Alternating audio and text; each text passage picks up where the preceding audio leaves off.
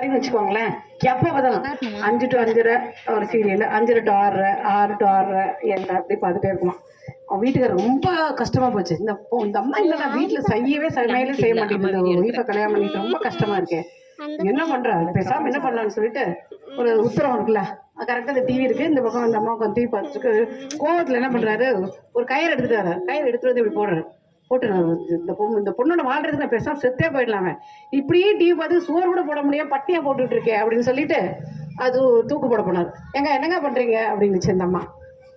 உன்னோட வாழ முடியுமா, நீ எதுவும் சோறு போடுறியா, கவனிக்கிறியா, எப்பா பாரு டிவி பார்த்துட்டு இருக்க, அதான் தூக்குல தொங்கலான்னு பாக்குறேன் அப்படின்னு சொல்லிச்சான். அதுக்கு அவர் அந்த அம்மா சொன்னாரா, தூக்குல தொங்குறது தள்ளி தள்ளி தொங்குங்க, டிவி மறைக்குது எனக்கு. இப்படி இருந்தேன் அப்படி குடும்பம் நல்லா இருக்குமா, யோசிச்சு பாருங்க. இப்படியா சீரியல் பார்க்கறது?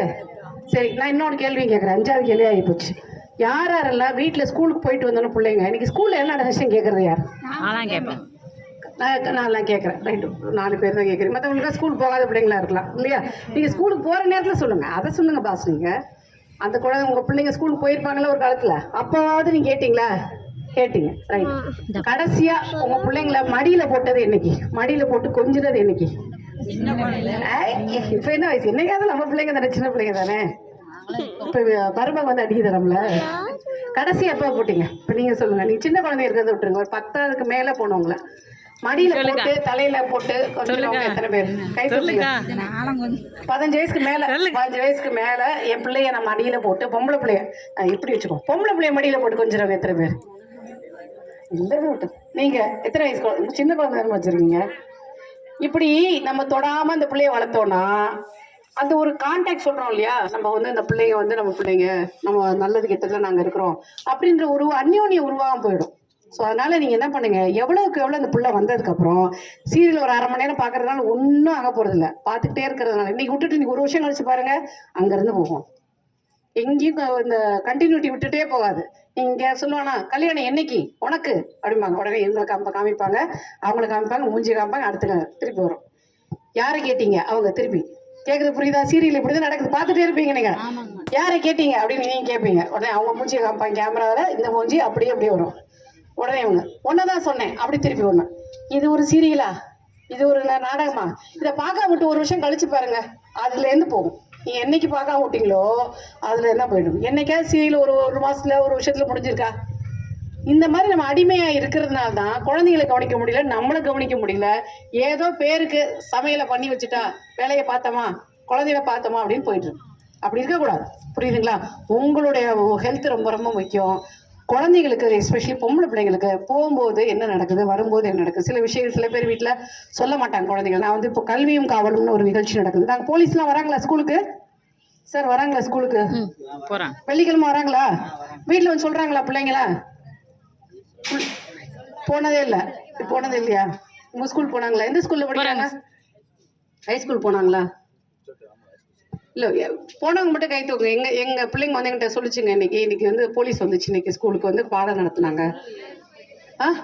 எல்லாம் பெரிய டிக்கெட்டா இருக்காங்க, பெரிய சொல்ல ஸ்கூல் குழந்தைங்க யாரும் இல்ல மேம்.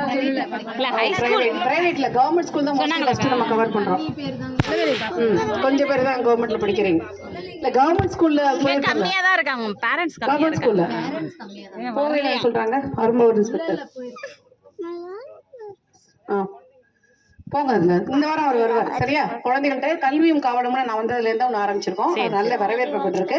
எப்படின்னா, இப்ப நான் உங்கள்கிட்ட பேசுறேன் இல்லையா, உங்க லெவலுக்கு நான் பேசுறேன். ஒரு பெரியவங்க, கல்யாணம் பண்ணவங்க, அந்த லெவலுக்கு நாங்க பேசுறோம். இதே இது ஸ்கூலுக்கு போனோம்னா குழந்தைகள் சின்ன வயசுலயே ஏதாவது தவறான முடிவுகள் எடுத்து ஏதாவது பண்ணிக்குதுங்க, அது தடுக்கணும். அப்புறம் தண்ணி இருக்கும்போது அங்க போய் நிறைய பேருக்கு விழுந்துருவாங்க. தண்ணி கொஞ்சம் தான் இருக்கும், அது குளிக்கலாம் போவாங்க, பார்த்தா சகதி இருக்கும், உள்ள ஆழமா இருக்கும், அதெல்லாமே தடுக்கணும். அதான் தனியா போகக்கூடாது, பெற்றோர்களோட தான் போகணும்னு சொன்னோம். அப்புறம் இந்த கஞ்சா குட்காலாம் யூஸ் பண்றாங்க இல்லையா, அந்த மாதிரி போதை பழக்கத்துல அடிமையாகக்கூடாது அப்படிங்கறத நம்ம சொல்றோம். அது மட்டும் இல்லாம இந்த சொல்றோம் இல்லையா, பாதியிலேயே படிப்பு விடுறது, குழந்தைகள் திருமணம், இதெல்லாம் நடக்கக்கூடாதுன்றதை நாங்க போய் சொல்றோம். ஸோ அங்கேயும் நாங்க சொல்றோம், இங்கேயும் நாங்க சொல்றோம். எல்லாத்துக்கும் காரணம் என்ன, நான் நினைக்கிறது என்னன்னா, இது என் ஊரு, இது என்னோட டிஸ்ட்ரிக்ட், நம்ம ஊர் மக்கள் நல்லா இருக்கணும் அப்படின்னு.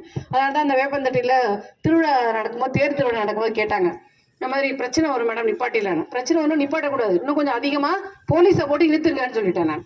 கடைசி நாள் நேரம் வரைக்கும் பிரச்சனையா தான் இருந்துச்சு. அப்ப நான் சொல்லிட்டேன், இன்னும் கொஞ்சம் ஆளை கொடுங்க, நிப்பாட்டாதீங்க. எவ்வளோ தூரம் பண்ணியிருக்காங்க, எல்லாரும் சேர்ந்து சாமி கும்பிடணும். சாமிங்கிறது எல்லாருக்குமா நம்ம ஒரு பொதுவான ஒரு இதாக இருக்கணுமே தவிர அது வந்து பிரச்சனைக்குரியதாக இருக்கக்கூடாதுன்னு சொல்லி இன்னும் கொஞ்சம் அதிகமாக ஸ்ட்ரென்த் கொடுத்து 31 வருஷம் ஐயா சொன்ன மாதிரி 31 வருஷம் கழிச்சு நம்ம தேர் கொண்டு வர்றோம். இப்போ கொண்டாட்டங்கள் வந்து நிறைய அதிகமானதா குற்ற செயல்கள் குறையும். இப்போ எந்த இடத்துல குற்றங்கள் அதிகமாக இருக்கு நாங்கள் வந்து கொஞ்சம் ஆராய்ச்சி பண்ணி பார்க்கும்போது என்ன ஆச்சுன்னா, எந்த இடத்துலலாம் ஒரு மாதிரி ஒரு இறுக்கமான சூழ்நிலை நிலவுது, ஒரு பஞ்சம் இருக்குன்னா அங்கே அதிகமான ஒரு குற்றங்கள் நடக்கும், கொலை நடக்கும், கொள்ளை நடக்கும், எல்லாமே நடக்கும். அதே போல் திருவிழா கொண்டாட்டம் அல்லது விளையாட்டு போட்டிகள் எதுவுமே நடக்கலைன்னு வச்சுக்கோங்களேன், அந்த இடங்கள்ல நிறைய குற்றங்கள் நடக்குது. ஸோ இந்த மாதிரி நீங்கள் கொண்டாட்டங்கள் நடக்குதான். அதனால தான் சர்க்கஸ்க்கு பெர்மிஷன் கிட்டாங்க. யாரெல்லாம் சர்க்கஸ்க்கு போனீங்க கை தூக்குங்க. ஆமாம், முடிஞ்சா போச்சு, இனிமேல் போகலையா உங்களுக்கு? ஆமாம், ஒன்று போகாதீங்க. எல்லாம் தியாகம் பண்ணிக்கிட்டு வாழ்க்கையில் 50 வயசு 60 வயசு ஆனதுக்கப்புறம் ஐயோ இவ்வளோ கஷ்டப்பட்டமே, முட்டை கூட சாப்பிடாம அடுத்தவங்க செஞ்சு கொடுத்தமே, ஒரு கேசரி கூட ஆக்கி முடிக்க முடியலையே, ஒரு இட்லி உங்களுக்குன்னு போட்டு சாப்பிட்ருக்கீங்களா, ஒரு தோசை முட்டை தோசை எனக்குன்னு போட்டு சாப்பிட்ருக்கீங்களா? போடல. அது என்ன தியாகம்? அது அப்படிலாம் என்ன தியாகம் பண்ணுறீங்க? முதல்ல உங்கள் ஹெல்த்தை பாருங்க. உங்களுக்குன்னு சொல்லி ஒரு சில நேரங்கள் ஒதுக்குங்க. இப்போ உங்களுக்கு தாயம் விளையாட பிடிக்குது, தாயம் எப்போ லாஸ்ட் எப்போ விளையாண்டீங்க நீங்கள் சொல்லுங்கள்? தாயம் விளையாடுவீங்க, ஒரு சீரு சரி தாயம் விளையாண்டீங்க, நொண்டியை விளையாண்டீங்க, நொண்டி பிடிச்சி ஓடி பிடிச்சி, அது கொஞ்சம் கஷ்டம். சரி, அது கொஞ்சம் கஷ்டம். கண்ணாமூச்சி ஏதாவது விளையாண்டிங்களா? இல்லை. சரி, இல்லை கண்ணாமூச்சி இல்லை. அப்புறம் என்ன இருக்குது? கிளித்தட்டு, கும்பி விளையாடுறீங்களா? அப்போ கும்மிலாம் வந்து நம்மளால விளையாட முடியாது. அது வந்து திருவிழா அப்போ தான் விளையாடும். அப்போ அதெல்லாம் குழந்தை மனசுக்குள்ள ஒரு குழந்தை இருக்கும். எல்லாரையும் பாருங்களேன், இப்போ நீங்கள் சாப்பிட்றாங்க, நல்லா செய்கிறீங்க. ஒரு இன்னைக்கு ஒரு திருவிழா ஆடி 18க்கு நல்லா விசேஷமாக இருக்குமா? எங்கள் ஊர் பக்கம் விசேஷம். அது எங்கள் ஊரில் விசேஷம். அதில் வந்து என்ன பண்ணுவாங்க, மட்டன் சிக்கன் அது மீன் இறால் எல்லாம் பாரு. எல்லாத்தையும் சாப்பிட்டுட்டு சும்மா மண்ணு மாதிரி ஆம்பளைங்க எந்திரிச்சு போனால் எவ்வளோ கோவம் வரும் நமக்கு. மண்ணு பையன் எது போட்டாலும் நீங்க இலைய போட்டாலும் நீங்கும் அப்படின்னு தோணாத. இல்ல அது என்ன ஆயிடுது, நம்ம செய்யற வேலைக்கு யாராவது ஒருத்தர் ஐயோ வெரி குட் அப்படின்னு சொல்ல மாட்டாங்களான்னு நம்ம நினைக்கிறோம். வேற ஒன்றும் எதிர்பார்க்கல. இவ்வளவு தூரம் காலையில் 5 மணிலேருந்து கஷ்டப்பட்டு செஞ்சோமே, நல்லா இருக்குன்னு வார்த்தை சொல்லி தான் தொலைங்களே முன்னாடி இருக்கிறவங்க. நல்லா இல்லைனாலும் நல்லா இருக்குன்னு சொல்லுங்க, அப்பதான் இன்னும் நல்லா பண்ண முடியும். இந்த ஹோட்டல்ல நல்லா இருக்கு, அந்த ஹோட்டல்ல போய் அந்த ஹோட்டல்காரங்களும் போய் கல்யாணம் பண்ணி தொலைய வேண்டியது. எங்க எதுக்கு வராங்க? ஆமா, அது கேவலமா இருக்கும். ஆமா, அது கேவலமா இருக்கும். அவங்க அம்மா அப்படிதான் சொல்லியிருப்பாங்க. அப்படி ஒவ்வொருத்தரா அப்படி சொல்லிக்கிட்டே இருப்பாங்க. என்னன்னா நம்மளை இம்ப்ரூவ் பண்றாங்க. இந்த அம்மா மறக்க முடியல, அதுக்காக நம்ம என்ன பண்ண முடியும்? அம்மா வச்சதையும் நம்ம கொண்டு போய் கொடுத்தோம்னா எங்க அம்மா வச்ச மாதிரி இல்லைன்னு ஏப்பா உங்க அம்மா தான் கொடுத்து விட்டுச்சு எனக்கு. அவங்களுக்கு என்ன ஆட்டிடியூட், மனசு வந்து நல்லா செய்யறாங்களா அப்படிங்கிறது. ஸோ அதனால நான் என்ன சொல்ல வரேன்னா, ரொம்ப நேரம் போட்டு உங்களுக்கு கஷ்டப்படுத்த விரும்பல. ஜாலியா இருந்துச்சா? சரி, சந்தோஷம். போலீஸை பார்த்து பயப்படாம ஜாலியா இருக்கீங்க. இருக்கட்டவங்க எல்லாம் என் பேரை போட்டு உள்ள சொல்றாங்க. ஸோ அதனால உள்ள இருக்கு, சந்தோஷமா இருக்கு. வேலை ஒரு காலங்காட்டி எந்திரிச்சு டீ கொடுக்குறது 3 வேளை சாப்பாடோட ஜாலியா இருக்கும். ஸோ அதனால நல்லா சாப்பிடணும். நான் குழந்தைகள்கிட்ட கொஞ்சம் நேரம் ஸ்பெண்ட் பண்ணுங்க. அப்புறம் குழந்தைகளுக்கும் நல்ல சாப்பாடு கொடுங்க. பொம்பளை பிள்ளை ஆம்பளை பிள்ளைன்னு வித்தியாசம் பார்க்காதீங்க. நம்ம பட்ட கஷ்டம் பிள்ளைங்க பட வேண்டாம். அவங்க 18 வயசுக்கு மேலே வந்து ஓரளவுக்கு இப்போ பாருங்க, பலூன் இருக்கு, பலூனை ஊதுறோம், இவ்வளோ பெருசாகுது, இவ்வளோ பெருசாகுது, இவ்வளோ பெருசாகுது, அப்புறம் என்ன ஆகும்? வெடிச்சிரும். அது மாதிரி தான் நம்ம வயிற்றுல இருக்கிற கர்ப்பப்பையும் ரொம்ப ஊதுனோம்னா வெடிச்சிடும். சின்ன குழந்தைகளை கல்யாணம் பண்ணி தயவுசெய்து வைக்காதீங்க. வச்சிங்கன்னா அந்த குழந்தைக்கு உடம்பு சரியில்லாமல் போயிடும். அது பெற்ற பிள்ளையும் நம்ம பார்க்குற மாதிரி போயிடும். அது மாதிரிலாம் பண்ணாதீங்க. 18 வயசு வரைக்கும் படிக்க வைங்க. ஆம்பளை பையன் என்ன படிக்க வச்சு சாதிக்க போகிறாங்கன்னு தெரில. நிறைய குடும்பங்கள் நான் பார்த்துருக்கேன்.